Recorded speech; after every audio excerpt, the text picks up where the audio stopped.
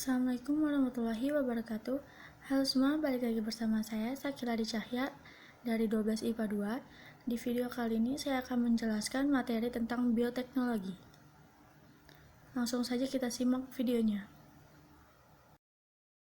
Pengertiannya yaitu bioteknologi berasal dari kata bio yaitu hidup dan tekno yaitu teknologi yang berarti ilmu yang menerapkan prinsip-prinsip biologi.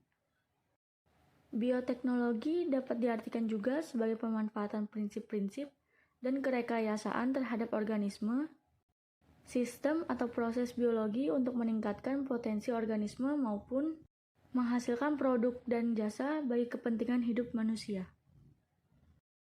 Selanjutnya ada jenis-jenis bioteknologi.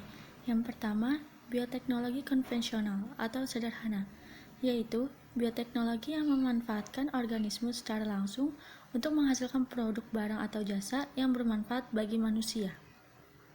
Bioteknologi konvensional juga mempunyai kelebihan dan kekurangan. Kelebihannya yaitu biaya produksi murah, menggunakan peralatan sederhana, pengaruh jangka panjang sudah diketahui. Kekurangannya yaitu perbaikan genetik tidak terarah, memerlukan waktu relatif lama, dan hasil tidak dapat diperkirakan. Selanjutnya ada bioteknologi konvensional, dimanfaatkan dalam beberapa bidang. Yang pertama, bidang makanan, yaitu yogurt yang merupakan minuman hasil fermentasi susu yang menggunakan bakteri Streptococcus thermophilus atau Lactobacillus bulgaricus. Yang kedua, ada keju yang merupakan bahan makanan yang dihasilkan dengan memisahkan zat-zat padat pada susu melalui proses pengentalan atau koagulasi. Yang ketiga, pembuatan roti juga memanfaatkan peristiwa fermentasi yang dibantu oleh yeast atau khamir. Selanjutnya, di bidang pertanian. Yang pertama, kultur jaringan, yang berarti membudidayakan suatu jaringan makhluk hidup menjadi individu baru yang mempunyai sifat sama seperti induknya. Yang kedua, pembastaran, yang merupakan perkawinan antara dua individu tanaman yang sejenis tetapi berbeda varietas. Yang ketiga, hidroponik, teknik bercocok tanam tanpa menggunakan tanah sebagai media tanamnya. Selanjutnya, di bidang industri, misalnya teknik bioremediasi, yaitu suatu proses pengelolaan limbah yang mengandung zat-zat berbahaya atau logam berat menjadi limbah yang kurang berbahaya.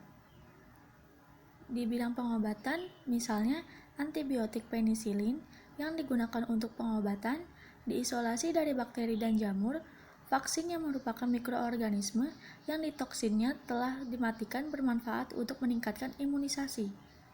Dan di bidang peternakan, misalnya domba ankon yang merupakan domba berkaki pendek dan bengkok sebagai hasil mutasi alami dan sapi Jersey yang diseleksi oleh manusia agar menghasilkan susu dengan kandungan krim lebih banyak. Selanjutnya, bioteknologi modern. Bioteknologi modern sangat erat kaitannya dengan rekayasa genetika. Bioteknologi modern juga memiliki kelebihan dan kelemahan. Kelebihannya yaitu hasil dapat diperhitungkan, dapat dilakukan secara terarah, menghasilkan individu dengan sifat baru. Kelemahannya yaitu biaya produksi relatif mahal, jenis tanaman monokultur, dan memerlukan teknologi canggih. Selanjutnya, yang pertama ada tanaman transgenik, yaitu tanaman yang sudah mengalami perubahan susunan informasi genetik dalam tubuhnya. Yang kedua, hewan transgenik, yaitu penerapan teknologi rekayasa genetik pada hewan bertujuan untuk menghasilkan hewan ternak yang memproduksi susu dan daging berkualitas, ikan yang cepat besar dan mengandung vitamin tertentu. Dan yang terakhir, teknik yang digunakan dalam bioteknologi modern. Yang pertama, isolasi DNA, yaitu cara untuk penyeleksian DNA.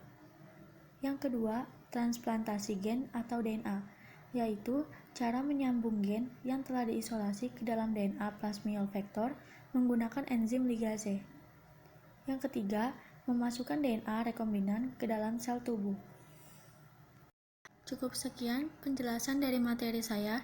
Kurang lebihnya mohon maaf. Wassalamualaikum warahmatullahi wabarakatuh.